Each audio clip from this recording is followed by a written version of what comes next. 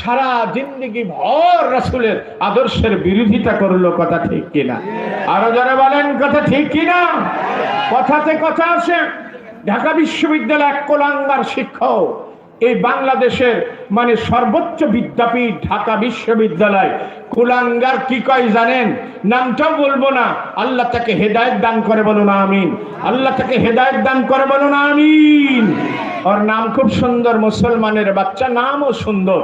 সে বলতেছে যে যারা নিকাব পরে, যারা আপনার মানে আপনার স্কার্ফ পরে, বোরখা পরে, এদের ঢাকা বিশ্ববিদ্যালয়ে পড়ার দরকার নাই, এরা বাড়িতে থাকাই ভালো।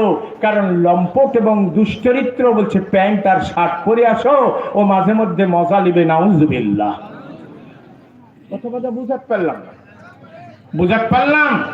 বহু মাহফিলে বলেছে, আজকেও বলে যাও,